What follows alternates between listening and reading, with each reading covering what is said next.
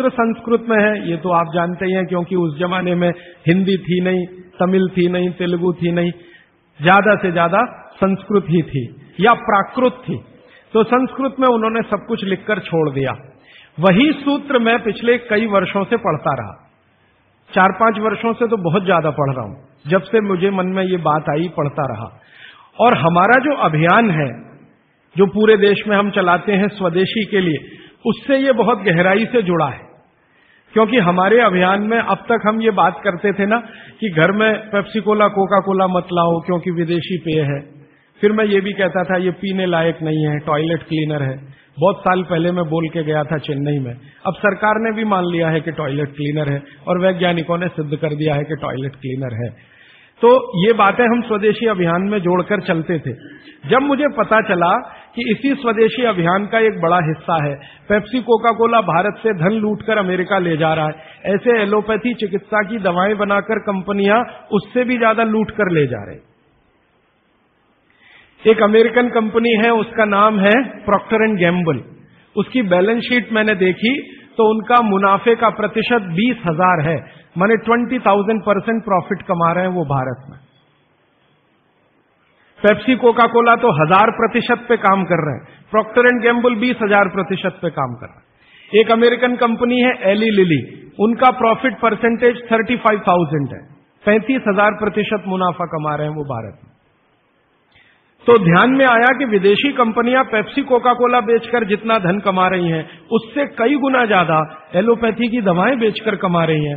और उस धन को कमाने में भारत के चिकित्सक उनकी थोड़ी मदद कर रहे हैं, क्योंकि वो उन्हीं दवाओं का प्रिस्क्रिप्शन लिख रहे हैं जो ये कंपनियां बेच रहे हैं। मैंने बहुत सारे चिकित्सकों से ये पूछने का लगातार प्रयास किया है कि आप इसी कंपनी की दवाएं क्यों लिखते हैं।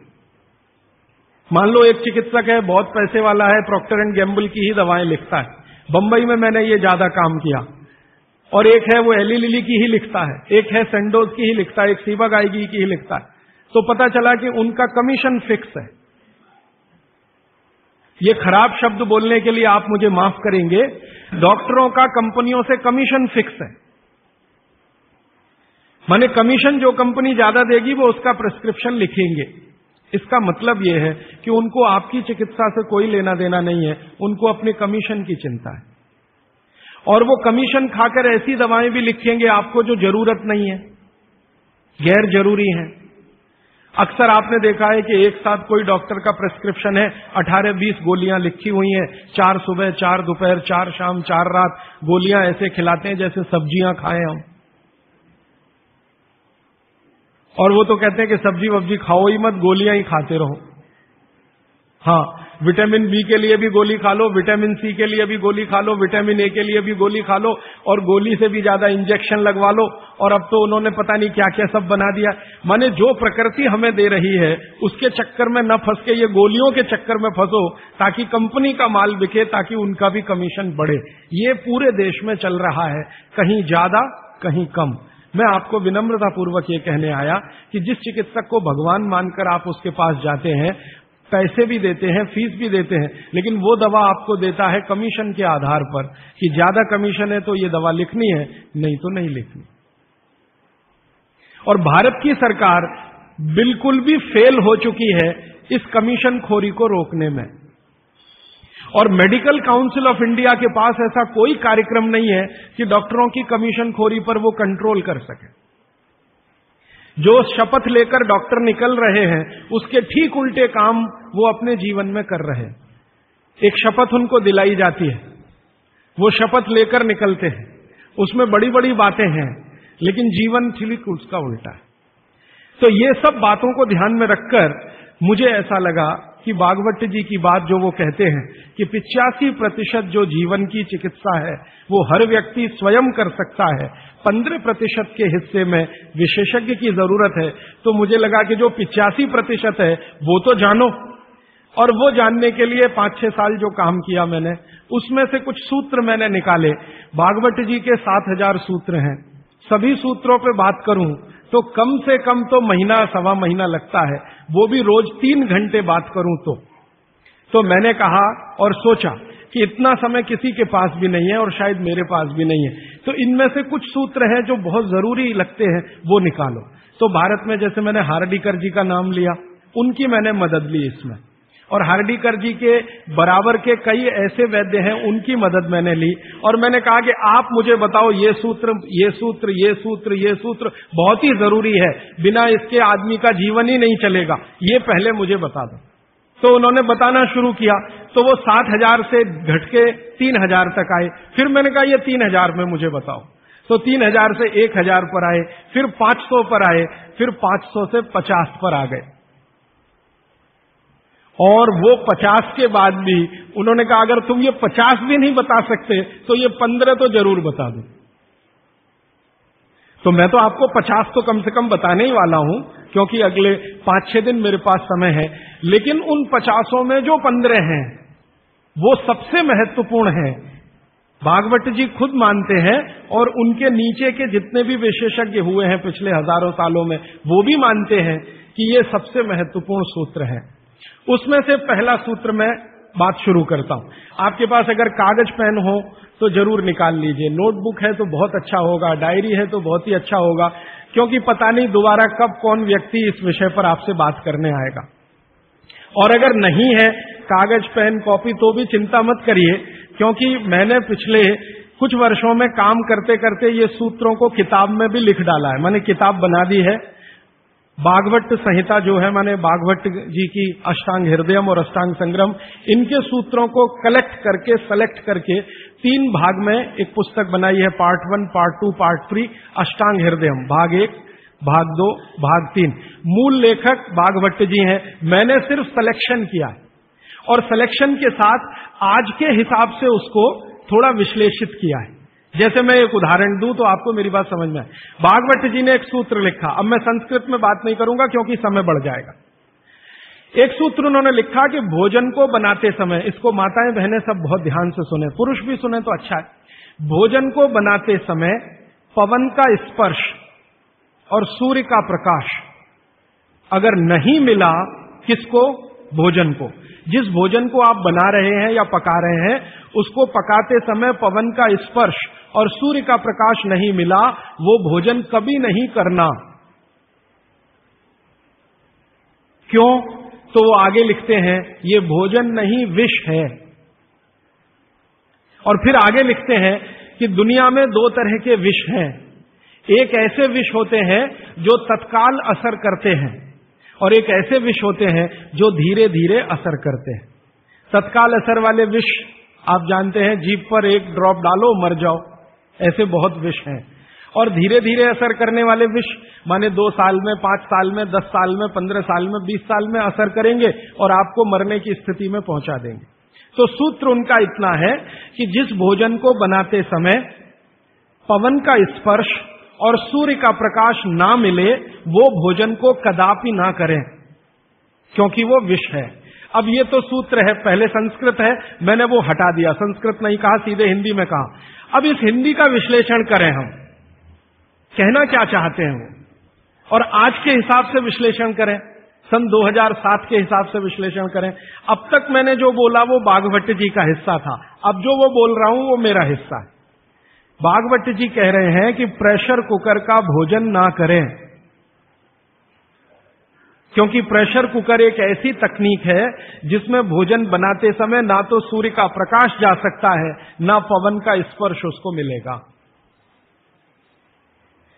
प्रेशर कुकर से जो भी है वो हवा बाहर तो आ सकती है, बाहर की हवा अंदर जाने की उसमें कोई डिवाइस नहीं है, कोई रास्ता नहीं। सूर्य का प्रकाश उसमें अंदर जाए ऐसी कोई टेक्नोलॉजी उसमें डेवलप नहीं हुई है।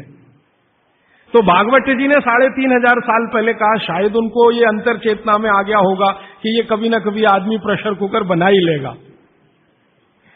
ये मैंने मजाक में कहा, लेकिन आज के हिसाब से आपको समझ में आए इसके लिए। तो वो ये कहते हैं कि प्रेशर कुकर का भोजन ना करें। माने हमारे घर में एक प्रेशर कुकर है जिस पर भागवत जी का सिद्धांत लागू नहीं होता।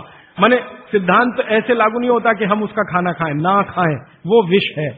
फिर मैंने वैज्ञानिकों से बात की कि ये प्रेशर कुकर का भोजन विष है, ऐसा भागवत जी कहते हैं, आपका क्या कहना है? तो हमारे देश में CDRI नाम की एक बड़ी लेबोरेटरी है, सेंट्रल ड्रग रिसर्च इंस्टीट्यूट। वहां के 2 साइंटिस्टों ने कहा कि यार काम तो हमने करके देखा है, बात सही है भागवत जी।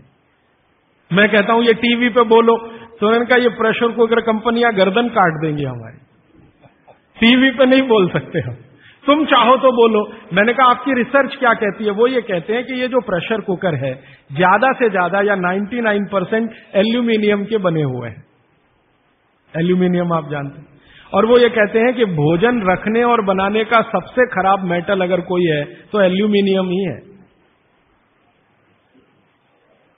सबसे खराब मेटल जिसमें भोजन को आप रखें और भोजन को पकाएं वो एल्यूमिनियम ही है। और दोनों वैज्ञानिक, वो कहते हैं नाम नहीं लेना हमारा इसलिए मैं नहीं ले रहा हूं, वो ये कहते हैं कि हमारा 18 साल का रिसर्च ये कहता है कि अगर इस एल्यूमिनियम के प्रेशर कुकर का खाना बार बार आप खाते जाओ तो गारंटी है कि आपको डायबिटीज तो हो ही जाएगा, अर्थराइटिस तो हो ही जाएगा, ब्रोंकाइटिस भी होने की पूरी संभावना है और सबसे ज्यादा टीबी होने की संभावना है। अस्थमा, टीबी, ये सब होने की संभावना। मैं पूछा आपने अब तक कितनी बीमारियों को डिटेक्ट किया? तो उन्होंने कहा 48 बीमारियों को हम डिटेक्ट कर चुके हैं जो प्रेशर कुकर के खाने से ही होती हैं। और ये दोनों रिसर्चर सबसे ज्यादा इन्होंने रिसर्च किया जेलों में। जेल है ना हमारी, वहां सभी कैदियों को एल्यूमिनियम के बर्तन में ही खाना मिलता है, आप जानते हैं। तो ये दोनों वैज्ञानिक लखनऊ के हैं। लखनऊ की जेल में, लखनऊ के आसपास की जेलों में इन्होंने बहुत काम किया। वो जेलों में जाते हैं और जो कैदी एल्यूमिनियम के बर्तनों में खाना खाते हैं उनके ऊपर उन्होंने बहुत काम किया। और उन्होंने कहा सबका जीवन कम होता है और जीवन की शक्ति कम होती है, प्रतिकारक शक्ति कम होती है और रोग बहुत जल्दी उनको आते हैं। बाद में मैंने एक छोटा सा काम इसमें ऐड किया। वो वैज्ञानिकों से रिपोर्ट लेने के बाद मैंने ये तय किया कि पता करो कि ये एल्यूमिनियम कब से आया, क्योंकि ये ज्यादा पुरानी चीज नहीं है। तो पता चला 100-125 साल पहले आया। 100-125 साल पहले अंग्रेजों की सरकार थी। अंग्रेजों की सरकार के वैज्ञानिकों ने एल्यूमिनियम को हिंदुस्तान में इंट्रोड्यूस कराया। और आपको सुनकर हैरानी होगी कि अंग्रेजों की सरकार का जो पहला नोटिफिकेशन आया एल्यूमिनियम के बर्तन बनाने का, वो जेल के कैदियों के लिए ही आया। और उनका यह तय हुआ था कि जेल के कैदियों को एल्यूमिनियम के बर्तनों में ही भोजन दिया जाए, क्योंकि ये सब भारत के क्रांतिकारी हैं और अंग्रेजों को इन्हें मारना है। उस जमाने में आप जानते हैं जेल में कोई भी होता था तो वो क्रांतिकारी होता था। भगत सिंह हो या उधम सिंह, चंद्रशेखर हो या अशफाक उल्ला, राजेंद्र नाथ लाहिड़ी हो या ठाकुर रोशन सिंह, ये सब तो क्रांतिकारी थे जो जेलों में जाया करते थे अंग्रेजों के जमाने। इनको जानबूझकर एल्यूमिनियम के बर्तन में ही खाना देना है ताकि ये जल्दी मरे या मरने की स्थिति में आ जाए। तो समझबूझकर अंग्रेजों की सरकार ने एल्यूमिनियम के बर्तन इस देश में इंट्रोड्यूस किए। अब परिणाम क्या हुआ? अंग्रेज तो चले गए, लेकिन जेलों में आज भी ये नियम चल रहा है कि भोजन एल्यूमिनियम के बर्तनों में ही दिया जाएगा। अंग्रेज चले गए फिर भी ये काम चल रहा है। और अब मुश्किल ये हो गई है कि वो जेलों से हमारे घर में आ गया और हमारे घरों से ज्यादा गरीबों के घर में आ गया। ज्यादा गरीब लोगों के भोजन तो सारे एल्यूमिनियम के बर्तनों में ही बन रहे हैं और वो बेचारे बिना जाने बूझे ट्यूबरकुलोसिस और अस्थमा जैसी बीमारियों के शिकार हो रहे हैं। तो भागवत जी का सूत्र तो बहुत सरल है, सिंपल है कि जो भोजन को बनाते समय सूर्य का प्रकाश या पवन का स्पर्श ना मिले वो भोजन कभी नहीं करना। मैंने उदाहरण के लिए आपको समझा दिया कि प्रेशर कुकर का भोजन नहीं करना क्योंकि ये जहर है। एक और चीज है अपने घर में, रेफ्रिजरेटर। रेफ्रिजरेटर भी एक ऐसी वस्तु है, एक ऐसी डिवाइस है, एक ऐसी टेक्नोलॉजी है जिसमें सूर्य का प्रकाश नहीं जा सकता, पवन का स्पर्श भी नहीं हो सकता। और एक तीसरी चीज है अपने घर में, माइक्रोवेव ओवन। इसमें भी सूर्य का प्रकाश नहीं जा सकता, पवन का स्पर्श नहीं हो सकता। मतलब सीधा सा ये है कि आधुनिक तकनीकी से बनी हुई चीजें जो हमारे घरों में आई हैं पिछले 15-20 वर्षों में, भागवत जी के अनुसार इनमें रखा हुआ पकाया हुआ भोजन विष है, तो ना करें। नहीं तो क्या होगा? आप कहेंगे जी हम तो करेंगे, हम तो छोड़ नहीं सकते प्रेशर कुकर को, हम तो छोड़ नहीं सकते रेफ्रिजरेटर को, हम तो छोड़ नहीं सकते माइक्रोवेव ओवन को, क्योंकि इसमें भोजन से समय बचता है। मेरा बहुत सारी माताओं और बहनों से तर्क हुआ है, वो ये कहते हैं कुकर में खाना बनाने से समय बचता है। तो मैं उनसे पूछता हूं ठीक है समय बचता है, तो बचे हुए समय का क्या करती हैं?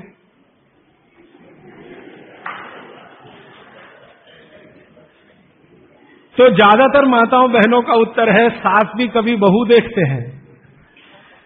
इधर प्रेशर कुकर में खाना बना के समय बचा, फिर हमने टीवी के सामने वो समय इन्वेस्ट कर दिया, तो नेट रिजल्ट क्या? और फिर मैं जब उनको समझाता हूं कि ये जो आपने आधा घंटा या 1 घंटा समय बचाया भोजन पकाने में, ये आपका घंटों घंटों हॉस्पिटल में खराब कराएगा। तब 2 घंटे रोज के हिसाब से मान लो बचा लिया, और साल भर में आपने 700-800 घंटे बचा लिए, कल्पना करो। फिर एक दिन हॉस्पिटल में भर्ती हो गए और 2-4 महीने वहां निकल गया, नेट रिजल्ट क्या? वही 0 का 0। तो ये एक सूत्र है जिस पर मैं आपसे बात कर रहा हूं कि भोजन को बनाते समय, पकाते समय कोई ऐसी वस्तु जहां सूर्य का प्रकाश ना जाता हो, पवन का स्पर्श ना होता हो, वो ना करें। अब इसमें विश्लेषण की जरूरत है। भागवती जी तो लिख के चले गए, अब ये क्यों का जवाब हमें ढूंढना है, और इसमें जरूरत हो तो आधुनिक विज्ञान की मदद भी लेनी है। मॉडर्न साइंस ने कुछ लॉजिक डेवलप किए हैं, कुछ ऑब्जर्वेशंस उन्होंने दिए हैं, तो उनकी मदद से ये क्यों ना करें, क्या कारण है, यहां से अब बात मैं शुरू करता हूं। आधुनिक विज्ञान क्या कहता है प्रेशर कुकर के बारे में, ये जाने। प्रेशर कुकर एक ऐसी टेक्नोलॉजी है जो खाने को जल्दी पकाती है, ये है सीधा सा मतलब। अब खाने को जल्दी पकाने के लिए ये प्रेशर कुकर क्या करता है, जो भोजन आपने उसमें अंदर रखा है पकने के लिए उस पर, और जो पानी डाला है आपने भोजन पकाने के लिए उस पर अतिरिक्त दबाव डालता है। ये है प्रेशर, प्रेशर माने दबाव। तो अतिरिक्त दबाव डालने की टेक्नोलॉजी है प्रेशर कुकर। और ये अतिरिक्त दबाव कहां से आता है? प्रेशर कुकर में आपने दाल डाली, ऊपर से पानी डाला, थोड़ा हल्दी मसाले डालकर बंद करके रख दिया। अब उसमें वो एक सीटी लगा दी, वो सीटी लगाई, यही सबसे खतरनाक चीज है पूरे प्रेशर कुकर की। सीटी ना लगाएं तो आपका प्रेशर कुकर आपके लिए अच्छा है। सीटी लगाते ही क्या करता है, पानी गर्म होगा। आप जानते हैं पानी गर्म होने से वाष्पीकरण शुरू होता है, वेपराइजेशन शुरू होता है। तो पानी की वाष्प प्रेशर कुकर में चारों तरफ इकट्ठी हुई, वो वाष्प जो है ना, वो दबाव डालती है। किस पर?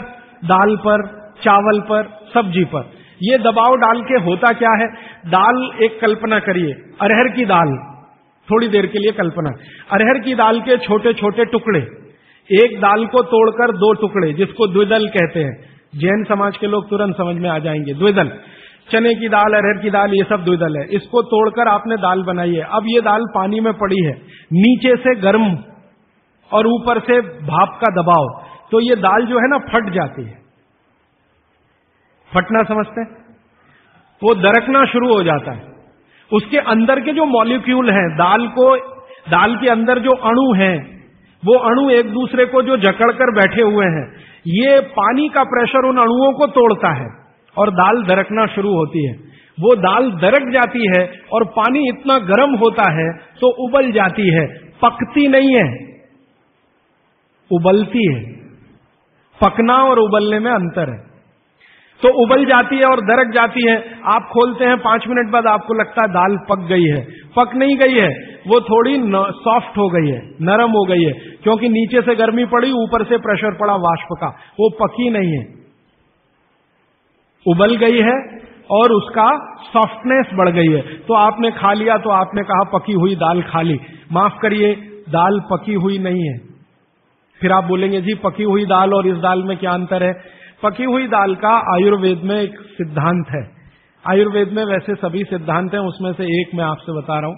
आयुर्वेद चिकित्सा ये कहती है कि जिस वस्तु को खेत में पकने में जितना ज्यादा समय लगता है, जिस वस्तु को पकने में खेत में जितना ज्यादा समय लगता है, भोजन रूप में पकने में भी उसको ज्यादा समय लगता है। अब अरहर की दाल की बात करें, आप में से थोड़ा भी गांव से जुड़ा हुआ कोई व्यक्ति होगा तो आप जानते हैं अरहर की दाल को खेत में पकने में कम से कम 7 से 8 महीने लगता है। कम से कम 7 से 8 महीना लगता है। क्यों? अरहर की दाल में जो कुछ भी है, जिसको आप न्यूट्रिएंट के रूप में जानते हैं, माइक्रो न्यूट्रिएंट के रूप में जानते हैं, सूक्ष्म पोषक तत्व के रूप में जानते हैं, वो मिट्टी से दाल तक आने में सबसे ज्यादा समय लगता है। ये जो मिट्टी है ना खेत की, ये माइक्रो न्यूट्रिएंट्स का खजाना है। खेत की मिट्टी में कैल्शियम है, खेत की मिट्टी में आयरन है, खेत की मिट्टी में सिलिकॉन है, कोबाल्ट है, जिप्सन है, जोरोन है, ये सब माइक्रो न्यूट्रिएंट्स खेत की मिट्टी में है। ये पौधे की जड़ में आते हैं, जड़ से तने में आते हैं, तने से फल में आते हैं। इस पूरी क्रिया में बहुत समय लगता है, तो इसलिए दाल को पकने में समय लगता है। तो आयुर्वेद ये कहता है कि जिस दाल को खेत में पकने में ज्यादा समय लगा, उसको घर में भी पकने में ज्यादा समय लगना चाहिए। क्यों? ये जो माइक्रो न्यूट्रिएंट्स धीरे धीरे एब्जॉर्ब हुए हैं दाल में, खींच कर आए हैं दाल में, इनको डिसॉल्व होने में भी धीरे धीरे ही समय लगेगा। आप दाल क्यों खाना चाहते हैं? आप दाल खाना चाहते हैं प्रोटीन के लिए। प्रोटीन कहां से आएगा? ये जो माइक्रो न्यूट्रिएंट्स का कलेक्शन दाल में इकट्ठा है, इनके टूट जाने पर, बिखर जाने पर, तो वो बिखरने और टूटने में उसको देरी लगने वाली है, क्योंकि आने में देरी लगी है। ये प्रकृति का सिद्धांत है, आयुर्वेद का नहीं कहना चाहिए, प्रकृति का सिद्धांत है। बच्चे को पेट के अंदर गर्भाशय में विकसित होने में समय लगता है। दुनिया में हर चीज को विकसित होने में समय लगता है, जल्दी कुछ नहीं होता। इसलिए दाल भी जल्दी नहीं पकती, बच्चा भी जल्दी नहीं होता। सभी चीजों में यह है, प्रकृति का नियम है। और प्रकृति का दूसरा नियम है कि जिन चीजों को पकने में, बड़ा होने में ज्यादा समय लगा है, उनको डिसॉल्व होने में भी ज्यादा समय लगेगा। और दाल जब डिसॉल्व होगी तब उसके प्रोटीन्स आपको मिलेंगे भोजन में। इसीलिए आप दाल खा रहे हैं, ताकि आपको प्रोटीन की कमी पूरी हो। कुछ विटामिन्स आपको चाहिए, कुछ प्रोटीन्स आपको चाहिए, कुछ और दूसरे अंश आपको चाहिए। तो आयुर्वेद का नियम बिल्कुल सीधा है कि दाल ज्यादा देर में पकी है तो घर में भी ज्यादा देर में पके। अब मेरे समझ में आया कि हमारे पुराने लोग जो बुजुर्ग थे वो कितने बड़े वैज्ञानिक थे। मैं एक बार जगन्नाथपुरी गया था, आप भी गए होंगे। तो वहां भगवान का प्रसाद बनाते हैं तो प्रेशर कुकर में नहीं बनाते, आप जानते हैं। हालांकि वो चाहे तो प्रेशर कुकर रख सकते हैं, क्योंकि जगन्नाथपुरी के मंदिर के पास करोड़ों रुपए की संपत्ति है। तो मैंने मंदिर के महंत को पूछा कि ये भगवान का प्रसाद, माने वहां दाल और चावल मिलता है प्रसाद के रूप में, वो मिट्टी की हांडी में क्यों बनाते हैं? आप में से जो भी गए हैं जगन्नाथपुरी, आप जानते हैं वो मिट्टी की हांडी में दाल मिलती है और मिट्टी की हांडी में चावल मिलता है, या खिचड़ी मिलती है, जो भी मिलता है प्रसाद के रूप में। तो मैंने महंत को पूछा कि आप ये मिट्टी की हांडी में ही क्यों बनाते हैं? तो उसने एक ही वाक्य कहा, मिट्टी पवित्र होती है। तो ठीक है, पवित्र होती है, ये हम सब जानते हैं। लेकिन वो जो नहीं कह पाया महंत, वो आपको मैं कहना चाहता हूं कि मिट्टी न सिर्फ पवित्र होती है, बल्कि मिट्टी सबसे ज्यादा वैज्ञानिक होती है। क्योंकि हमारा शरीर मिट्टी से बना है, मिट्टी में जो कुछ है वो शरीर में है, और शरीर में जो है वो मिट्टी में है। हम जब मरते हैं ना और शरीर को जला देते हैं तो 20 ग्राम मिट्टी में बदल जाता है पूरा शरीर। 70 किलो का शरीर, 80 किलो का शरीर मात्र 20 ग्राम मिट्टी में बदल जाता है, जिसको राख कहते हैं। और इस राख का मैंने विश्लेषण करवाया एक लेबोरेटरी में, तो उसमें कैल्शियम निकलता है, फास्फोरस निकलता है, आयरन निकलता है, जिंक निकलता है, सल्फर निकलता है, 18 माइक्रो न्यूट्रिएंट्स निकलते हैं मरे हुए आदमी की राख में। ये सब वही माइक्रो न्यूट्रिएंट्स हैं जो मिट्टी में है। इन्हीं 18 माइक्रो न्यूट्रिएंट से मिट्टी बनी है, यही 18 माइक्रो न्यूट्रिएंट शरीर में है जो मिट्टी में बदल जाता है। तो महंत का कहना कि मिट्टी पवित्र है, वो बहुत वैज्ञानिक स्टेटमेंट है। बस इतना ही है कि वो उसको एक्सप्लेन नहीं कर सकता। एक्सप्लेन क्यों नहीं कर सकता? आधुनिक विज्ञान उसने नहीं पढ़ा या उसको मालूम नहीं है। लेकिन आधुनिक विज्ञान का रिजल्ट मालूम है, पवित्रता, रिजल्ट उसे मालूम है, विश्लेषण नहीं मालूम। वो हमारे जैसे मूर्खों को मालूम है। मैं अपने को उस महंत की तुलना में मूर्ख मानता हूं। क्यों? क्योंकि मुझे ये विश्लेषण करने में 3 महीने लग गए, वो बात 3 मिनट में समझा दिया कि मिट्टी पवित्र है।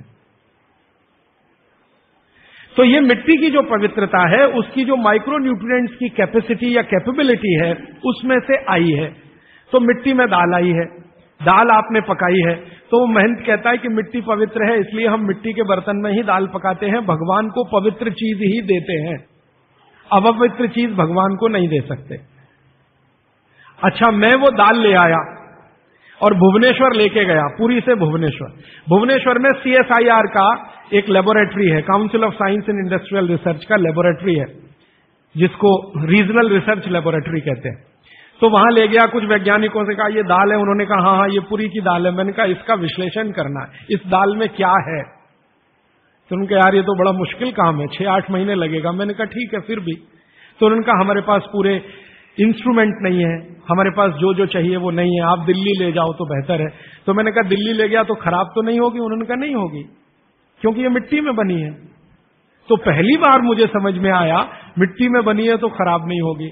तो मैं ले गया दिल्ली तक, सच में ले गया। और भुवनेश्वर से दिल्ली पहुंचने में आप जानते हैं करीब करीब 36 घंटे से ज्यादा लगता है। दिल्ली में दिया, कुछ वैज्ञानिकों ने उस पर काम किया और उनका जो रिजल्ट है, जो रिसर्च है, जो रिपोर्ट है वो ये है कि इस दाल में एक भी माइक्रो न्यूट्रिएंट कम नहीं हुआ पकाने के बाद भी। इस दाल में एक भी माइक्रो न्यूट्रिएंट कम नहीं हुआ पकाने के बाद भी। फिर मैंने उन्हीं वैज्ञानिकों को कहा कि भैया प्रेशर कुकर की दाल का भी जरा देख लो। तो उन्होंने कहा ठीक है वो भी देख लेते हैं। तो प्रेशर कुकर की दाल को जब उन्होंने रिसर्च करके देखा तो उन्होंने कहा इसमें माइक्रो न्यूट्रिएंट्स बहुत ही कम है। मैं पूछा परसेंटेज वाइज बता दो। तो उन्होंने कहा अगर अरहर की दाल को मिट्टी की हांडी में पकाओ और 100% माइक्रो न्यूट्रिएंट्स हैं तो कुकर में पकाने में 13% ही बचते हैं, 87% नष्ट हो गए। मैं पूछा कैसे नष्ट हुए? तो उन्होंने कहा ये जो प्रेशर पड़ा है ऊपर से और इसने दाल को पकने नहीं दिया, तोड़ दिया, मॉलिक्यूल्स टूट गए हैं, तो दाल तो बिखर गई है, पकी नहीं है, बिखर गई है, सॉफ्ट हो गई है। तो खाने में हमको ऐसा लग रहा है कि ये पका हुआ खा रहे हैं, लेकिन वास्तव में वो नहीं है। पके हुए से मतलब ये होता है कि जो माइक्रो न्यूट्रिएंट्स आपको कच्चे रूप में शरीर को उपयोग नहीं आते उनको आप उपयोगी बना लें, इसको पका हुआ कहते हैं आयुर्वेद में। जो सूक्ष्म पोषक तत्व कच्ची अरहर की दाल खाने में शरीर को उपयोगी नहीं आएंगे, वो उपयोगी आने लायक बनाए, उसको पका हुआ कहा जाता है या कहेंगे। तो उन्होंने कहा कि ये मिट्टी की हांडी की दाल बहुत बहुत क्वालिटी में ऊंची है, बशर्ते कि आपके प्रेशर कुकर की। और दूसरी बात तो आप सभी जानते हैं, वो मुझे सिर्फ रिपीट करनी है कि मिट्टी की हांडी की बनाई हुई दाल को खा लीजिए तो जो उसका स्वाद है वो जिंदगी भर नहीं भूलेंगे आप। इसका मतलब क्या है? भारत में चिकित्सा का और शास्त्र पाक कला का ऐसा विज्ञान विकसित हुआ है जहां क्वालिटी भी मेंटेन रहेगी और स्वाद भी मेंटेन रहेगा। तो मिट्टी की हांडी में बनाई हुई दाल को खाएं तो स्वाद बहुत अच्छा है और शरीर की पोषकता उसकी इतनी जबरदस्त है कि दाल का सही खाने का मतलब उसमें है। तब मैंने गांव गांव घूमता रहता हूं तो पूछना शुरू किया, तो बोलते हैं लोग कि ज्यादा नहीं 30-40 साल पहले सब घर में मिट्टी की हांडी की दाल थी। मेरी दादी को पूछा तो दादी कहती है कि हम तो जिंदगी भर मिट्टी की दाल ही खाते रहे। तब मेरे समझ में आया कि मेरी दादी को डायबिटीज क्यों नहीं हुआ। तब मुझे समझ में आया उसको घुटने का दर्द क्यों नहीं हुआ। तब मुझे समझ में आया उसके 3200 दांत मरने के दिन तक सुरक्षित थे, क्योंकि हमने उसका अंतिम संस्कार किया। अगले दिन जब राखी लेने गए तो सारे दांत उसके 32 के 32 निकले। तब मेरे समझ में आया कि 94 साल की उम्र तक मरते समय चश्मा क्यों नहीं लगा उसकी आंखों पे, और जीवन के आखिरी दिन तक अपने कपड़े खुद अपने हाथ से धोते हुए मरी थी। ये कारण है कि शरीर को आवश्यक माइक्रो न्यूट्रिएंट्स की पूर्ति अगर नियमित रूप से होती रहे तो आपका शरीर ज्यादा दिनों तक बिना किसी दूसरे की मदद के काम करता है। तो माइक्रो न्यूट्रिएंट्स पूरा सप्लाई मिला दाल में, जो खाई थी उसने मिट्टी की हांडी में पका पका के। और न सिर्फ दाल पकाती थी वो मिट्टी की हांडी में, बल्कि दूध भी मिट्टी की हांडी में पकाती थी, घी भी मिट्टी की हांडी से ही निकालती थी, दही का मट्ठा भी मिट्टी की हांडी में ही बनता था। अब मेरे समझ में आया कि हजारों साल से मिट्टी के बर्तन क्यों इस देश में आए। हम भी एल्यूमिनियम बना सकते थे, देखिए, बात मैं आपसे कहने जा रहा हूं वो ये कि हिंदुस्तान भी 2000 साल पहले, 5000 साल पहले एल्यूमिनियम बना सकता था, क्योंकि एल्यूमिनियम का रॉ मटेरियल इस देश में भरपूर मात्रा में है। बॉक्साइट, हिंदुस्तान में बॉक्साइट के खजाने भरे पड़े हैं। कर्नाटक बहुत बड़ा भंडार, तमिलनाडु